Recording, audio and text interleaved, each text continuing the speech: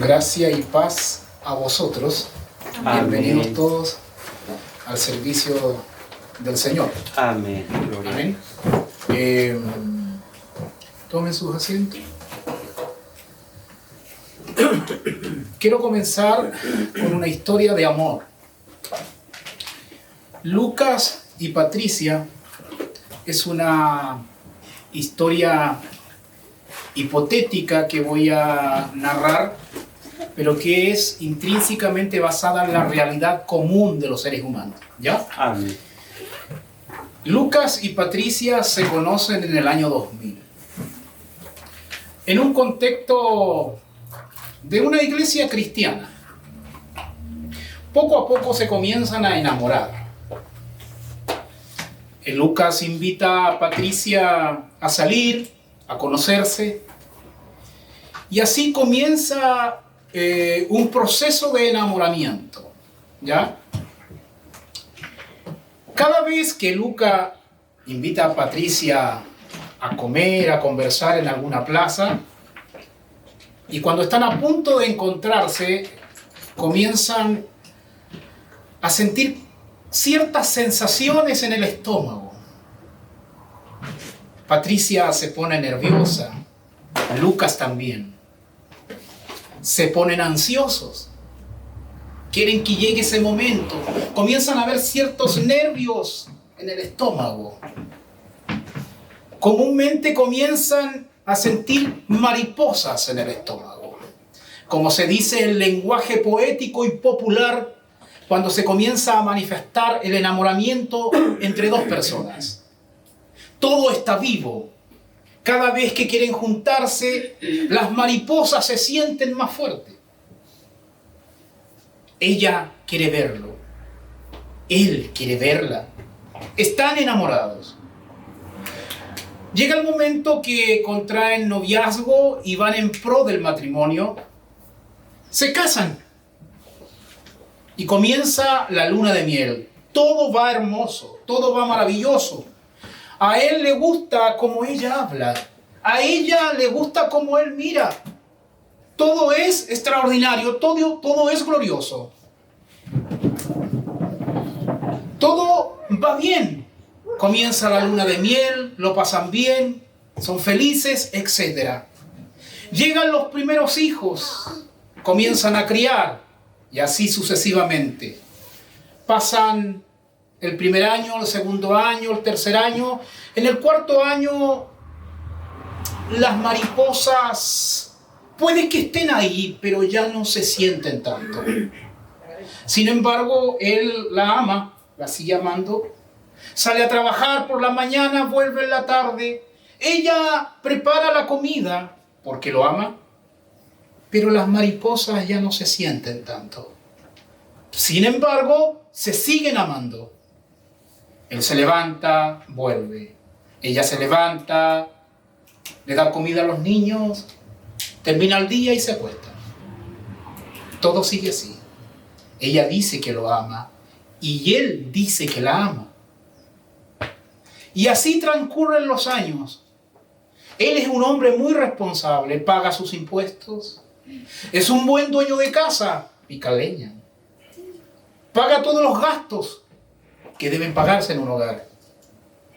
Sonríen, comparten, se llevan bien, tienen buen diálogo entre ellos. Sin embargo, en el secreto más secreto de sus conciencias, él sabe que ya las mariposas no vuelan en el estómago. Y ella también se da cuenta que las mariposas ya no aletean. Sin embargo, se aman. Y quieren seguir juntos. Porque la conclusión es que son un muy buen matrimonio. Mantenga esta historia ahí. Ahora quiero invitarles a que abran sus Biblias en el libro de Apocalipsis capítulo 2. Libro de Apocalipsis capítulo 2. Desde el versículo 1 al 7 vamos a dar lectura. Apocalipsis, el último libro de la Biblia. Amén. Apocalipsis capítulo 2, versículo del 1 al 7. Si usted encuentra este pasaje, se pone de pie, porque voy a dar lectura en el nombre de Jesús. Amén. Dice así: escribe al ángel de la iglesia en Éfeso, el que tiene las 7 estrellas en su diestra, el que anda en medio de los 7 candeleros de oro, dice esto: yo conozco tus obras y tu arduo trabajo y paciencia, y que no puedes soportar a los malos, y has probado a los que se dicen ser apóstoles y no lo son, y los has hallado mentirosos. Y has sufrido y has tenido paciencia y has trabajado arduamente por amor de mi nombre, y no has desmayado. Pero tengo contra ti que has dejado tu primer amor. Recuerda, por tanto, de dónde has caído y arrepiéntete y haz las primeras obras, pues si no, vendré pronto a ti y quitaré tu candelero de su lugar, si no te hubieras arrepentido. Pero tienes esto, que aborreces las obras de los nicolaitas, las cuales yo también aborrezco. El que tiene oído, oiga lo que el Espíritu dice a las iglesias. Al que venciere, le daré a comer del árbol de la vida, el cual está en medio del paraíso de Dios. Tome asiento. Amén. El esquema del libro de Apocalipsis es un esquema inspirado. Los exegetas, los que estudian la Biblia, los que de una u otra manera preparamos sermones expositivos para exponerlos y esgrimirlos los días domingos, tenemos que buscar por lo generalmente el esquema del libro en el cual se encuentra el párrafo que hemos de predicar. Y eso involucra un esfuerzo. Sin embargo, cuando venimos al libro de Apocalipsis, el esquema ya está hecho. Para ello, quiero que leamos Apocalipsis 1:19. Apocalipsis 1:19, que dice así: todo predicador tiene su esquema o busca un esquema del libro, pero en este caso el Espíritu Santo nos regala el esquema del libro. Por ende es un esquema inspirado. Apocalipsis 1:19 dice: escribe las cosas que has visto. 1. Escribe las cosas que has visto y las que son. 2. Y las que han de ser después de estas. 3.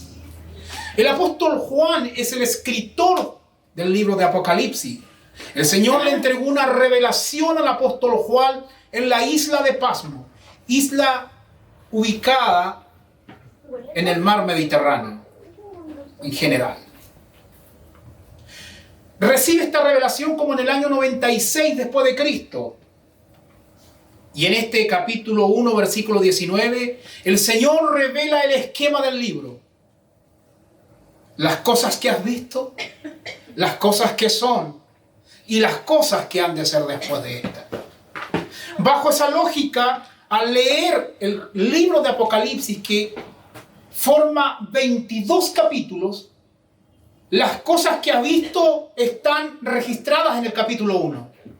En el capítulo 1 de Apocalipsis son las cosas que has visto.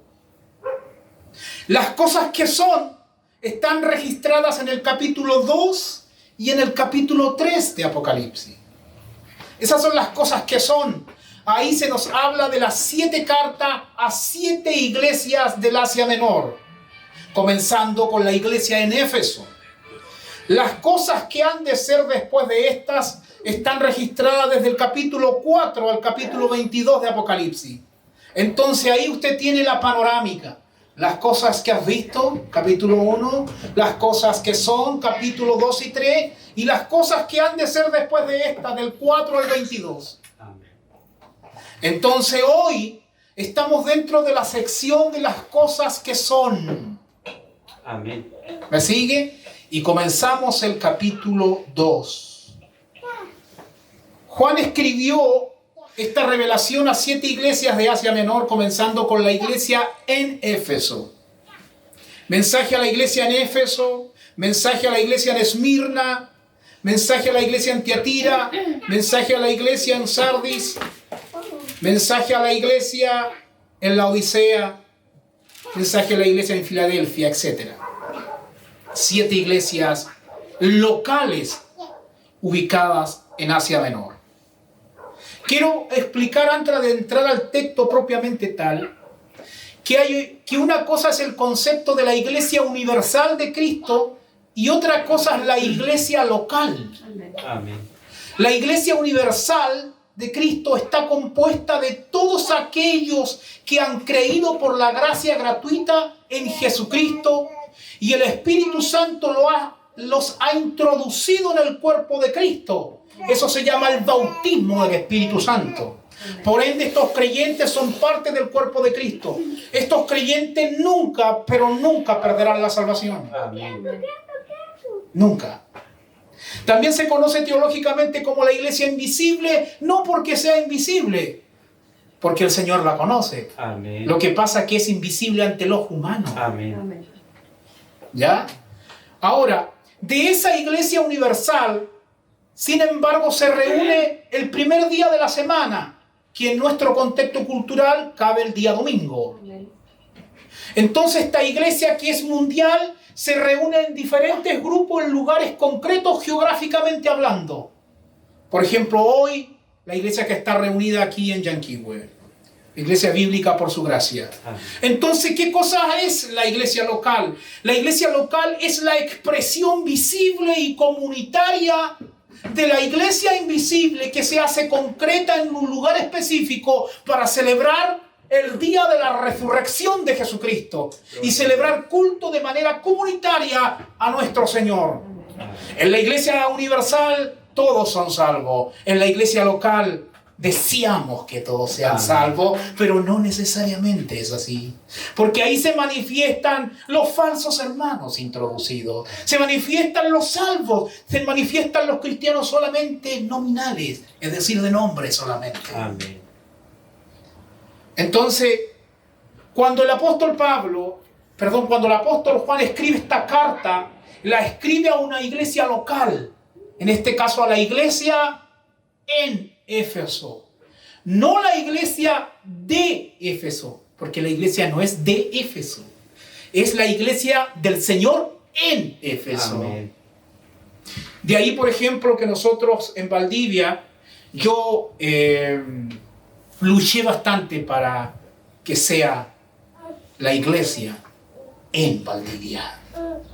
Entonces, esta iglesia en Éfeso, como toda iglesia, tenía un peregrinaje espiritual. Sucedían cosas. La iglesia en Éfeso fue fundada como en el 53, más o menos, por el apóstol Pablo.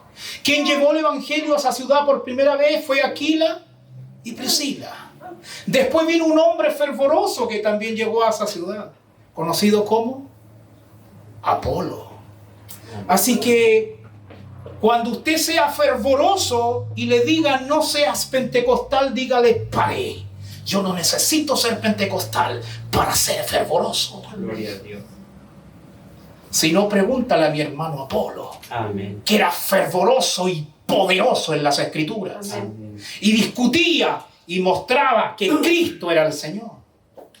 Bien, entonces estamos ante la narrativa de estos 7 versículos que acabamos de leer.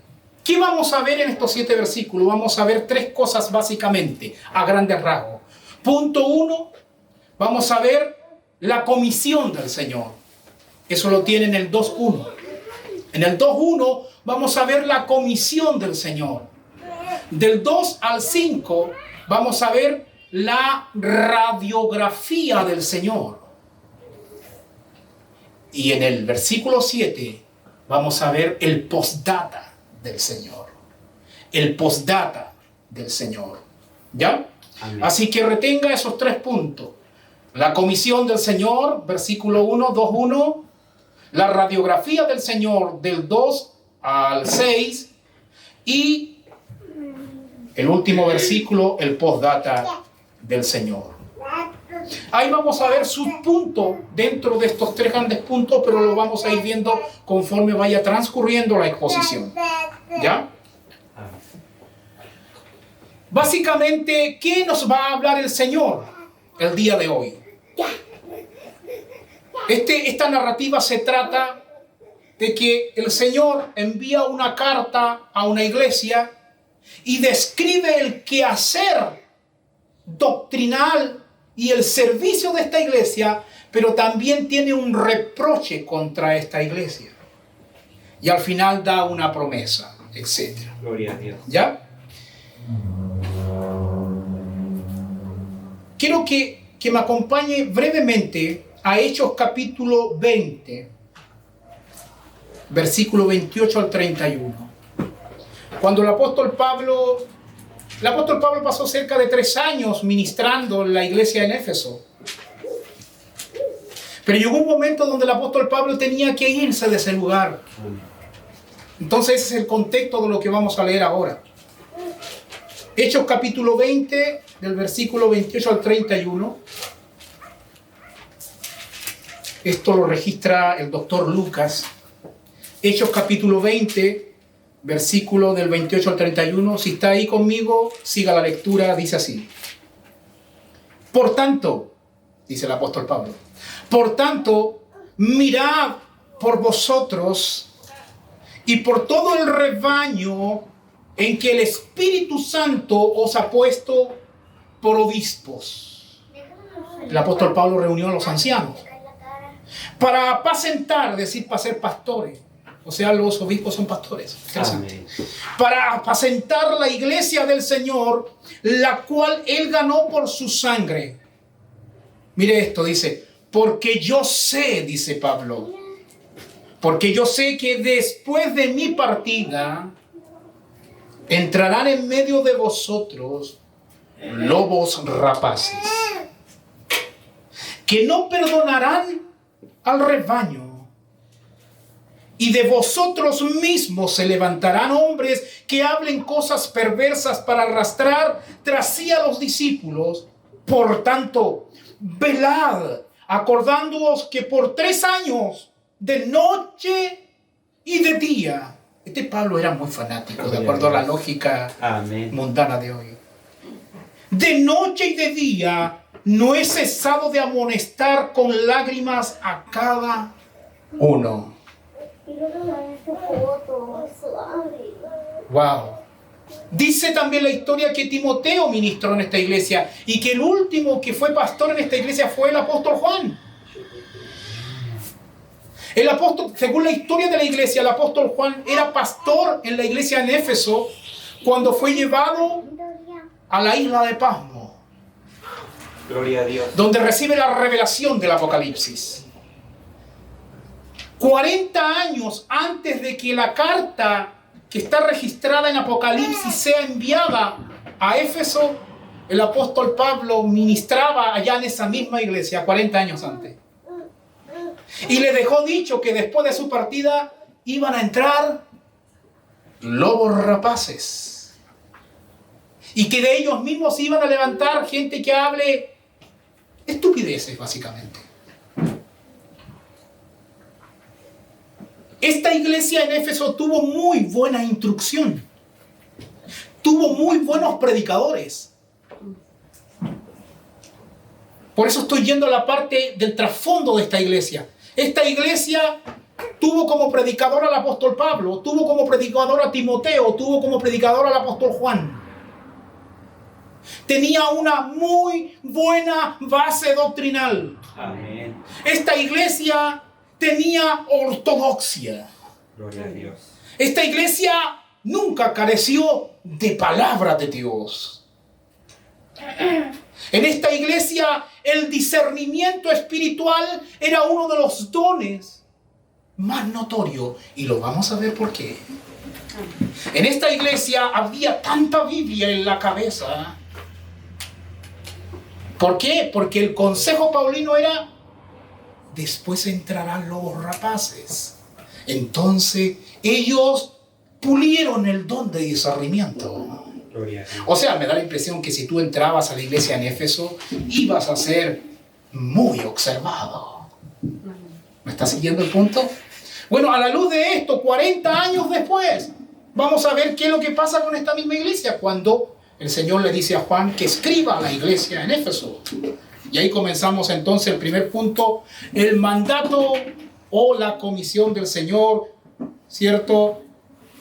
Apocalipsis 2:1 dice, escribe al ángel de la iglesia en Éfeso. Este verbo escribe es un verbo que está en imperativo, modo imperativo. No es, mira, si tienes tiempo, escribe.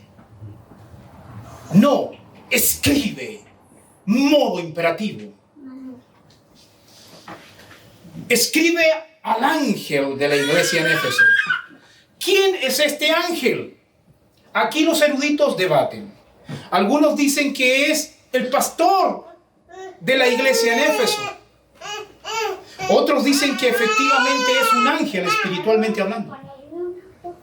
Los eruditos conservadores están entre estas dos posiciones. Yo no pretendo resolver esa controversia el día de hoy. Sin embargo, puedo tener una tendencia sin negar el que pudiera estar equivocado. Lo más probable es que se trate efectivamente del pastor de la iglesia en Éfeso. Ahora, la palabra ángel significa mensajero. Lo que pasa es que en la traducción dice ángel, y uno al escuchar la palabra ángel al tiro comienza a pensar en un ser espiritual. No, pero la palabra en griego es ángelos. Y la palabra ángelos, a la luz de la escritura, se usa tanto en un sentido de un ser espiritual propiamente tal, como un mensajero. Sin embargo, el contexto no nos da para tomar una decisión concreta a qué se está refiriendo específicamente. Aunque es posible, es probable que se refiera al pastor de la iglesia. Entonces, si fuera esta lo correcto sería: escribe esta carta al pastor de la iglesia para que se la lea a la congregación. Amén. ¿Ya? Si es que ese fuera el significado, entonces estaría usando la palabra mensajero en un sentido amplio para alguien que simplemente da un mensaje. ¿Ya? Y en ese sentido muchos han llamado a los pastores los ángeles de la iglesia. ¿Ya? No en un sentido para elevarlos más allá de lo que corresponde, sino en un sentido que son los que están encargados de entregar el mensaje de la palabra. ¿Ya? Amén. Escribe al ángel de la iglesia de Laodicea. Ahí tenemos el mandato del Señor. De la iglesia en Éfeso. Esta iglesia estaba en la ciudad de Éfeso, una ciudad importantísima en Asia Menor, en muchos aspectos, en lo económico, en lo comercial y aún en la religión pagana. La arquitectura de esta ciudad era conocida porque contenía una de las 7 maravillas del mundo antiguo, conocido como el templo de Artemisa o Diana. Y que el comercio estaba muy asociado a esta religión pagana. De tal manera que si usted es un lector de la Biblia entenderá que una vez el apóstol Pablo estaba predicando el evangelio y un tal Demetrio sintió su negocio amenazado. Amén. ¿Ya? Entonces, esta ciudad era muy importante, era una ciudad portuaria, era una ciudad muy influyente en el contexto del Imperio Romano, etc. También había un templo en el cual se celebraba el culto al emperador. Y estaba la gran falsa diosa Diana, que era conocida en toda Asia. Ahí entró el evangelio con Aquilas y Priscila, y ahí se estableció la iglesia local en Éfeso. 40 años después, más o menos, se está escribiendo esta carta para esta iglesia. La primera generación ya había muerto. Lo más probable es que estaba la nueva generación cuando se escribió esta carta. Pero la nueva generación había recibido la ortodoxia de la primera generación. Escribe al ángel de la iglesia en Éfeso. Y ahí pasamos a un subpunto: los atributos del Señor. Dice, el que tiene las 7 estrellas en su diestra, el que tiene propiedad. Hay alguien que tiene 7 estrellas en su diestra. ¿Qué significan estas estrellas? A la luz de la visión del capítulo anterior, sabemos lo que significan. En el capítulo 1, versículo 20 dice lo siguiente: el misterio de las 7 estrellas que has visto en mi diestra y de los 7 candeleros de oro. Las 7 estrellas son los ángeles de las 7 iglesias. O sea, que si estos ángeles son los pastores, entonces estas estrellas son los pastores. Amén. Y estas estrellas o estos pastores están en la mano del Señor. Amén. Eso es interesante. El que tiene las 7 estrellas en su diestra, el que tiene a los 7 pastores de estas 7 iglesias en su diestra, propiedad. Amén. Así que si esta es la interpretación correcta, entonces los pastores están en la mano del Señor porque son propiedad del Señor. Gloria a Dios. Propiedad exclusiva del Señor. El que tiene las 7 estrellas en su diestra. Dice, el que anda en medio de los 7 candeleros de oro. Vigilancia. O sea, no solamente tiene propiedad de estas 7 estrellas, sino que anda en medio de los 7 candeleros de oro como el obispo de los obispos. Amén. Vigilando, supervisando la presencia del Señor en medio de las 7 iglesias locales, porque estos candeleros son las 7 iglesias Amén. locales. Amén. Estas 7 iglesias locales no solo son iglesias locales, hermano, sino que veremos que son representativas de la condición espiritual que ha manifestado en todas las iglesias en todos los tiempos, a nivel de aplicación de lo que veremos, sin negar la realidad histórica de estas iglesias, ¿ya? Entonces, la gran comisión del Señor, vemos, escribe al ángel de la iglesia en Éfeso. Los atributos del Señor: tiene propiedad sobre las estrellas y vigila a las iglesias. Si hiciéramos una aplicación de esto que hemos comprendido hasta el momento, diríamos que la iglesia bíblica, por su gracia, que el pastor José está en la mano del Señor, porque es propiedad del Señor. Gloria a Dios. Y además de eso, el Señor se pasea vigilando la iglesia bíblica por su gracia. Amén. A la luz de este entendimiento, pasamos al segundo punto, la radiografía del Señor. ¿Qué es una radiografía? Es un término que se usa en la medicina. Una radiografía es como un escáner. A través de los rayos X es un examen que se le hace a las personas para detectar alguna enfermedad, alguna anomalía en su cuerpo. Entonces lo que hace el Señor aquí es como una radiografía de la vida espiritual de la iglesia local en Éfeso, 40 años después de su fundación. Mire lo que le dice. ¿Cómo comienza esta radiografía? Comienza haciendo una descripción desde el versículo 2 al 3 y dice: yo conozco. Amén. Eso debe hacerle tiritar el lomo a cualquiera. Yo conozco. Es como decir así: no importa que estés detrás del otro, yo conozco. Amén. Es como decir: no importa que el predicador no te vea, yo conozco. Yo conozco tus obras y tu arduo trabajo y paciencia, y que no puedes soportar a los malos, apóstoles, y no lo son, y los has hallado mentirosos, y has sufrido y has tenido paciencia y has trabajado arduamente por amor de mi nombre y no has desmayado. Amén. ¿Se acuerda lo que les dijo el apóstol Pablo a los ancianos?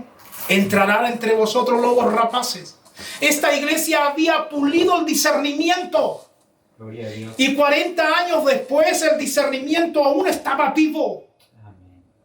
Porque el Señor le dice: yo conozco tus obras y tu arduo trabajo y paciencia, y que no puedes soportar a los malos, y has probado a los que se dicen ser apóstoles. En esta iglesia en Éfeso, permítanme el anacronismo, el movimiento apostólico profético no hubiera tenido éxito. Amén. Porque era una iglesia con su discernimiento muy bien afilado. Al dedillo. Detectaba. Había discernimiento espiritual. Había luz para identificar a los falsos predicadores.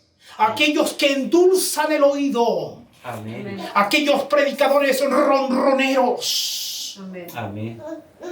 ¿Ya? Era una iglesia en la cual no entraba cualquiera a predicar. Era una iglesia que tenía un púlpito de prestigio. No cualquiera pasaba a ese púlpito. Amén. Porque habían tenido muy buena doctrina, habían tenido muy buenos predicadores. Hasta el mismo apóstol Pablo había predicado allí. Puso un fundamento de ortodoxia glorioso.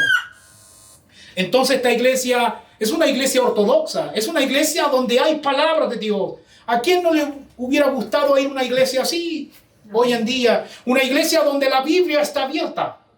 Una iglesia donde se trabaja, donde la gente le pone el hombro al servicio cristiano.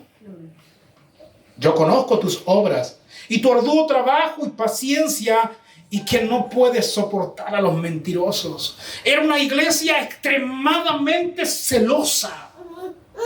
No podía soportar a los mentirosos. Y has sufrido y has tenido paciencia y has trabajado arduamente por amor de mi nombre y no has desmayado. ¿A quién no le hubiera gustado pertenecer a una iglesia así? Por un lado, uno dice: sí, me hubiera gustado pertenecer a una iglesia así. Pero esta iglesia comenzó a caer en un extremo. Que si bien es cierto, es correcto el ser vigilantes, pero empezaron a observar tan a fondo, que empezó a manifestarse en alguna medida una ortodoxia muerta. Un protestantismo escolástico. Una iglesia de manuales de terminología teológica.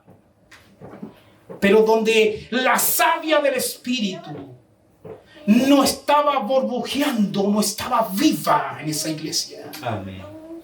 Porque aquí viene el reproche del Señor. Y el reproche del Señor comienza con un pero, una conjunción de contraste, como se nos enseñó en el seminario, enfático. Amén. Pero. O sea, todo lo que describió está bien, eres una iglesia trabajadora. Pruebas a los falsos apóstoles y no los dejas entrar. Los identificas al tiro. Hay harta ortodoxia, pero. Enfático, pero. Contraste, pero. Tengo contra ti que has dejado tu primer amor.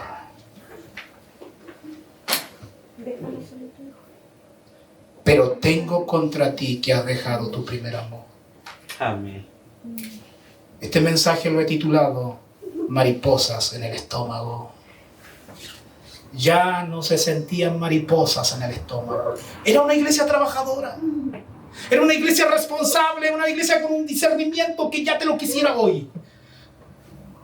Pero ya no sentía cositas lindas cuando venía a adorar a su Señor. Amén. Ya la sangre no corría, ya todo lo cumplía. Una iglesia responsable, una iglesia con una actividad tremenda, un servicio que ya te lo quisiera. Pero ya no estaba eso que te pone nervioso, eso Eso que te hace estar vivo. Amén. Pero tengo contra ti que has dejado tu primer amor. Recuerda, un llamado a la memoria. Recuerda. Recuerda. Recuerda. Aplicación. ¿Te acuerdas? Amén. Recuerda. Por tanto, ¿de dónde has caído? ¿Qué significa esto? Recuerda, por tanto, de dónde has caído.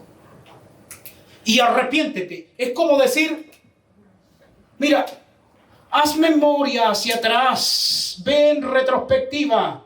Rememora. Ve hacia atrás. Ve al punto exacto. Recuerda en qué punto caíste. Recuerda en qué punto te encontrabas cuando caíste y dejaste tu primer amor. Recuerda, por tanto, de dónde has caído. Recuerda, por tanto, en qué punto de tu pasado caíste. Amén. Recuerda, por tanto, de dónde has caído y arrepiéntete. Cambia tu mente y haz las primeras obras. Era una iglesia extremadamente celosa en lo doctrinal, extremadamente activa en el servicio cristiano. Sin embargo, carecía del primer amor. No es que no tenía amor. Todas las otras cosas las había hecho por amor del nombre del Señor. Amén. Pero era un amor de rutina. Y cuando digo un amor de rutina, no estoy diciendo que esté mal. Lo malo era que el amor especial se había ido. El primer amor. De ahí que comencé esta historia hipotética al comienzo. Lucas hacía todo, era un esposo responsable. Pero ya no sentía mariposas en el estómago cuando venía llegando del trabajo. Amén. Ella menos. ¿Me sigue? Por tanto, tengo contra ti que has dejado tu primer amor. Recuerda, por tanto, de dónde has caído y arrepiéntete y haz las primeras obras. Mire lo que tenía esta iglesia en Éfeso. Esta iglesia en Éfeso tenía mucha buena doctrina en la cabeza. Tenía ortodoxia. Esta iglesia trabajaba mucho, había obra, tenía ortopraxis, práctica correcta, la tenía, pero ya no vibraba con eso, o sea, no tenía ortopatía, no tenía ese sentimiento embargador, tenía ortodoxia y ortopraxis, pero no ortopatía, porque la gente por lo general cae en uno de estos extremos. O estudia doctrina y son simplemente unos patas de pingüino. Fríos. Esclavos de sus esquemas y de sus modelos. Amén. Una ortodoxia muerta. Entonces, cuando a algunos no les gusta eso, se van al otro extremo. Hay que trabajar, práctica, hay que trabajar. Se trabaja, iglesias que trabajan y se juntan toda la semana para hacer esto, para hacer lo otro, para hacer esto y esto. Puro trabajo, pragmatismo. Puro pragmatismo. Activismo por activismo. ¿Por qué lo hacen? No sé, pero lo hago. ¿Entiendes? Pero la adoración, eso que me hace vibrar, eso que me hace amar a mi Señor, a veces no está. Amén. Yo conozco realidades, hermano, a ver,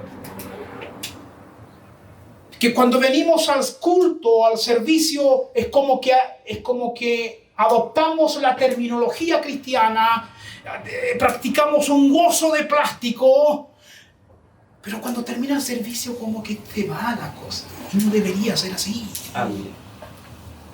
Porque en el contexto del hogar debe ser un culto de adoración. Gloria a Dios. La iglesia, por cierto, un culto de adoración. Cuando vas al trabajo debe ser una adoración, etc. Pero tengo contra ti que has dejado tu primer amor.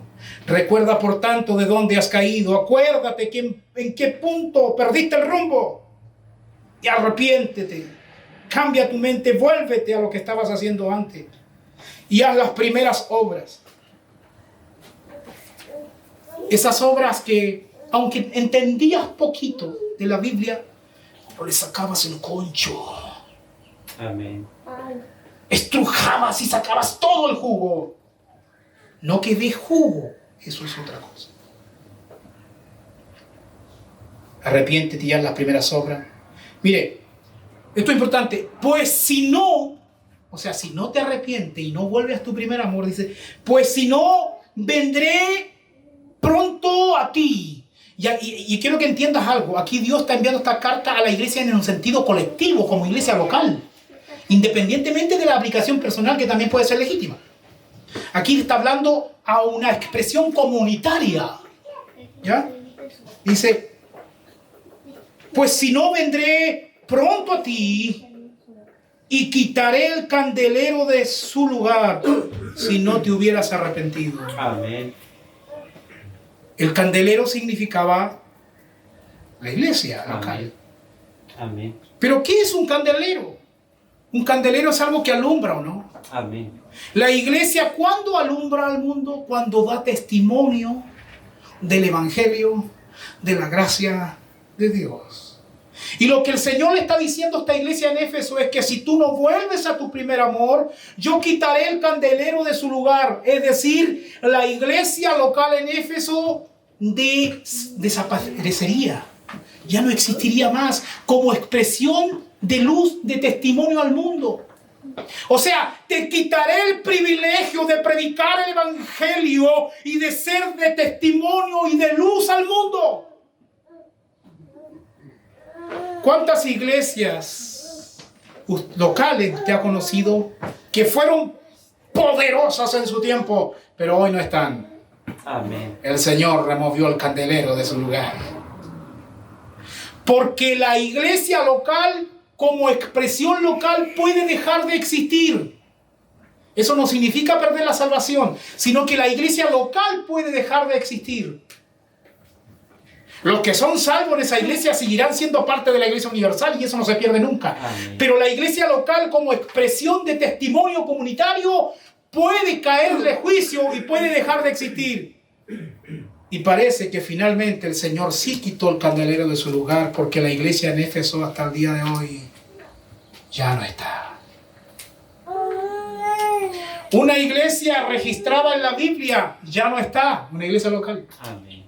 Mire, lo pongo de esta manera. Una iglesia en la cual ministró Pablo, Juan, ya no está. El Señor removió el candelero de su lugar porque no quisieron volver al primer amor.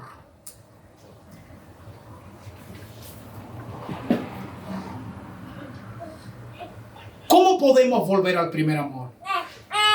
La mejor manera para volver al primer amor, aparte de arrepentirse, es volver al evangelismo. Amén. Una iglesia puede ser la iglesia doctrinalmente más sana que exista, pero si no tiene la pasión del evangelismo, es una iglesia que Dios le reclama: vuelve a tu primer amor y arrepiéntete. Vuelve a las primeras obras. ¿Acaso no es lo que todo verdadero cristiano vivió en su comienzo? No sabía mucho, pero lo único que quería era predicar el evangelio al vecino, al que está a la izquierda, al que está a la derecha. Porque estaba vivo, estaba el primer amor vibrando. La sangre corría. A veces hay iglesias tan celosas doctrinalmente, y yo lo aplaudo, no estoy diciendo que no lo aplauda. Pero cuando solo existe eso, son iglesias que aman al Señor por rutina, pero no por el primer amor. Y si usted encuentra una iglesia que está así, aplauda, porque mucha que hace falta esa doctrina. Pero dígale, ¿cómo está en la evangelización? ¿Estás vibrando por el perdido? ¿Estás vibrando por el prójimo? ¿Estás vibrando por el amor a tu Señor? ¿Tienes mariposas en el estómago?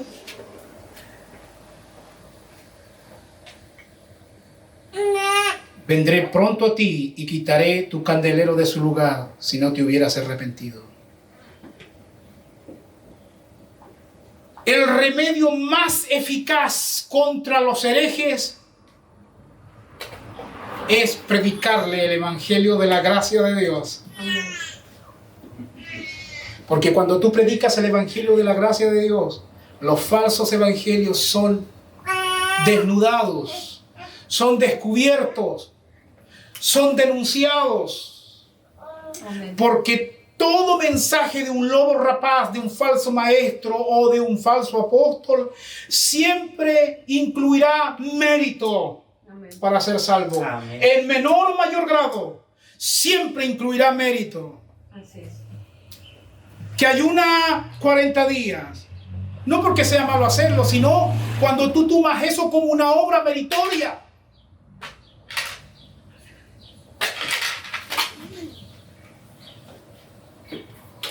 El evangelio de la gracia de Dios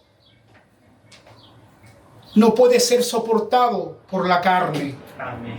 El evangelio de la gracia de Dios, de la cruz, correctamente esgrimido, los dientes comienzan a crujir, porque el ser humano de por sí, en cuanto a su naturaleza caída, tiene la tendencia a quererse ganar las cosas para que el pecho se le infle y el ego se le estimule. Amén, Señor. Pero la cruz es una estaca clavada en el centro del corazón del ego del hombre, que le dice, nada de lo tuyo sirve. Amén. Es solo por la gracia gratuita de Dios. De tal manera que tiene sentido el sublime gracia del Señor. Amén. No vas a ser salvo porque dejes de tomar. No vas a ser salvo porque practiques una moralidad cultural externa de cáscara. No vas a dejar de ser salvo.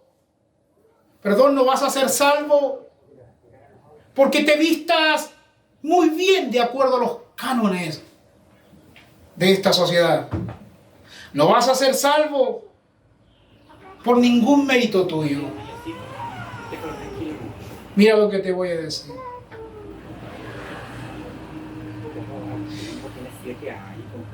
No vas a ser salvo porque te vistas bien. No vas a ser salvo porque diezmes. No vas a ser salvo porque ofrendes. No vas a ser salvo ni siquiera porque te congregues, aunque debes hacerlo.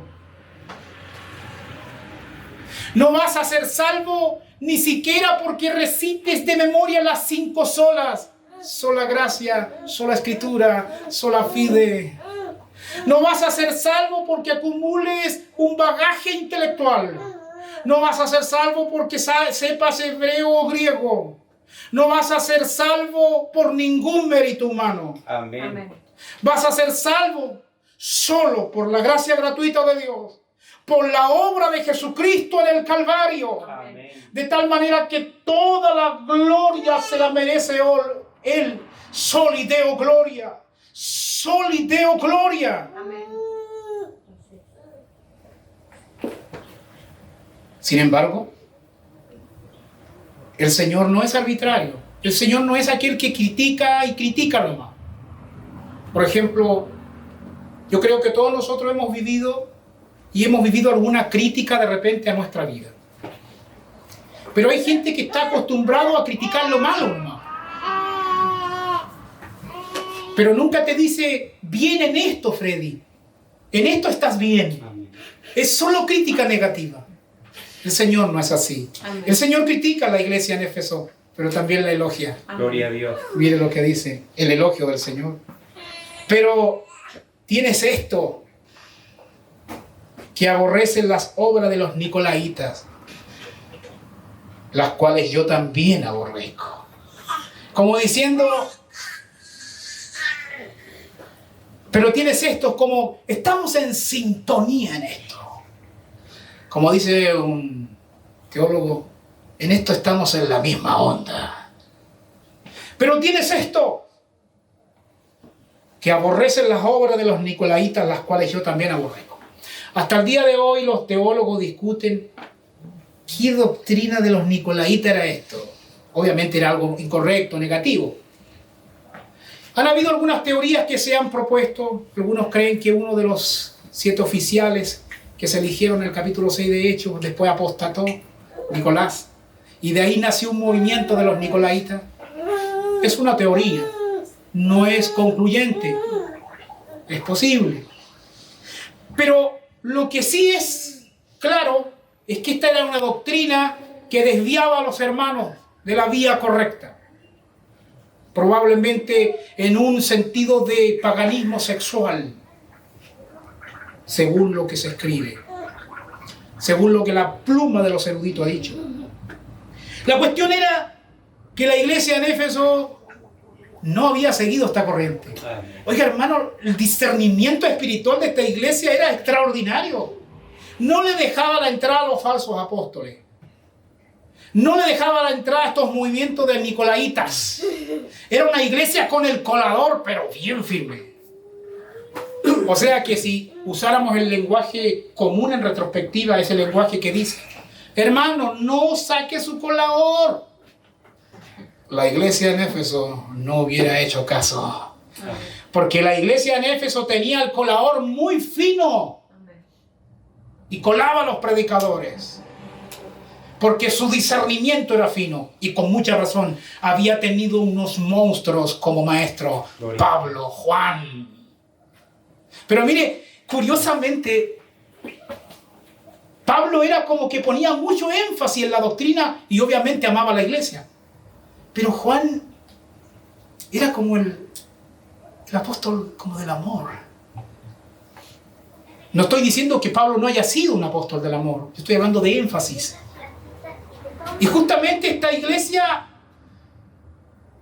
doctrina tenía, o sea, siguió el consejo de Pablo. Pero era hora que siga el consejo de Juan.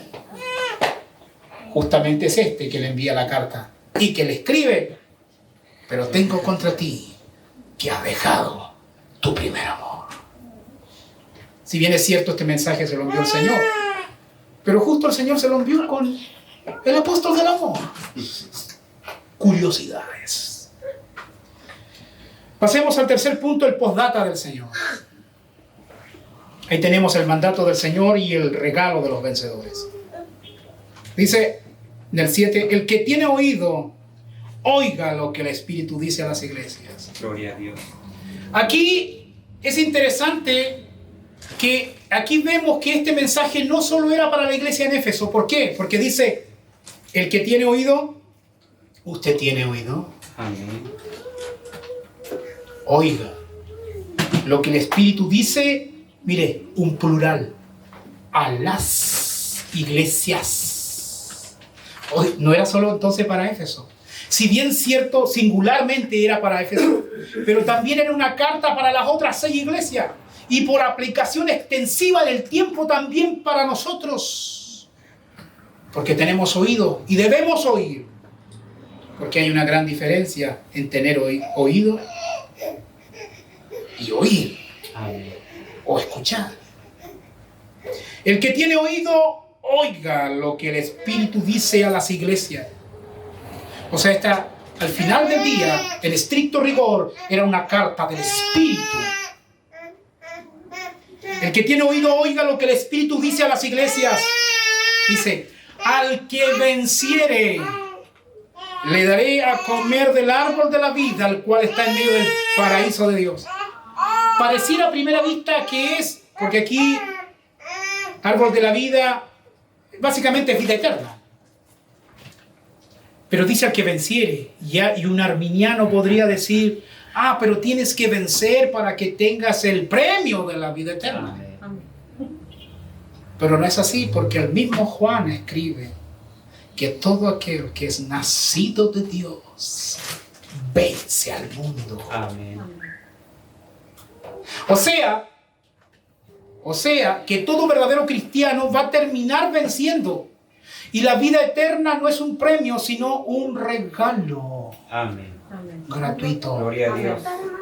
Al que vence,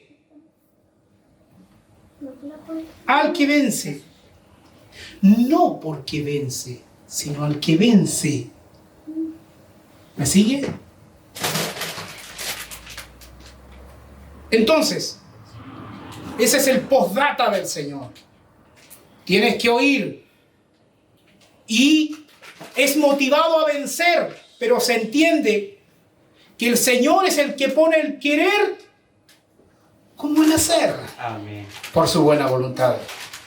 O sea, aún esas ganas de vencer es generado por la obra del Espíritu Santo en el interior del creyente. Por ende, ni siquiera podemos vanagloriarlo por las ganas de vencer.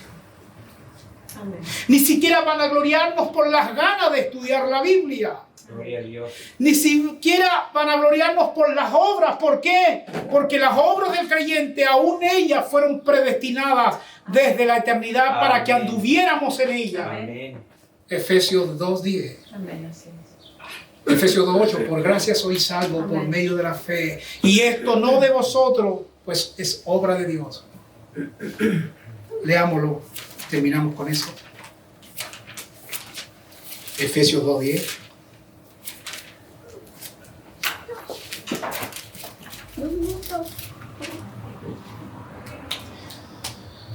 Dice, porque por gracia sois salvos, Efesios 2:8, porque por gracia sois salvos por medio de la fe, y esto no de vosotros, pues es don de Dios.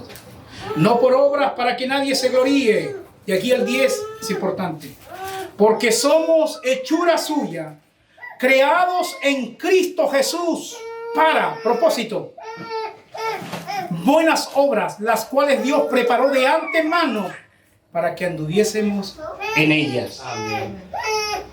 O sea, no debemos vanagloriarnos por la salvación, es por la gracia gratuita. Y aún nuestra santidad progresiva que practicamos es porque es la obra de Dios que la genera en el creyente. Amén. No solo vivamos por fe, sino que también andemos por fe. Amén. O sea, del alfa a la omega, la salvación pertenece al Señor. Del alfa a la omega, la salvación pertenece al Señor. Gloria a Dios. Resumen. Vimos la comisión del Señor, una radiografía del Señor y el postdata del Señor. A la luz de esto, Iglesia Bíblica por su gracia, ¿qué harás? Como dice un predicador, recién aquí comienza el sermón. Amén. Todo lo otro fue explicación. Entonces, a la luz de esta verdad, ¿qué haremos? ¿Pasaremos al altar con la mano levantada, lloraremos unas 2 horas y después seguiremos siendo los mismos diablos el resto de la semana? No, ya sabemos que esa fórmula no funciona. Amén. Tenemos que ir a su palabra, tenemos que orar y pedir al Señor que nos devuelva ese primer amor por su gracia, para que vuelva el torrente sanguíneo espiritual a correr en nuestra vida. Gloria a Dios. Amén. Que el sistema circulatorio de la iglesia local vuelva a vibrar. Vuelva a veces están ahí, sean eliminados. Amén. Porque cuando pasa eso comienzan los calambres, y yo se lo digo por experiencia propia. Comienzan los calambres. Pero cuando el torrente sanguíneo comienza a funcionar correctamente, los calambres se van. Los calambres se van. Y el cuerpo vuelve a funcionar correctamente. Entonces, que la iglesia local, acá en Yanquihue, la iglesia bíblica por su gracia, pidamos al Señor que vuelva el primer amor. Y nos arrepentimos, Señor, danos el arrepentimiento, porque Amén, Señor. aún el arrepentimiento lo da el Señor. Amén. Señor. Amén. Si Gloria a cuando Dios. alguien por la gracia de Dios entiende el Evangelio, ya no hay caso, no hay nada que pueda vanagloriarme. Porque en el antiguo mundo de oscuridad, igual nos creíamos superiores a veces al que está al lado. Amén. Yo leo más libros de la Biblia, yo oro más, yo danzo más, dirían aquellos que creen en la danza.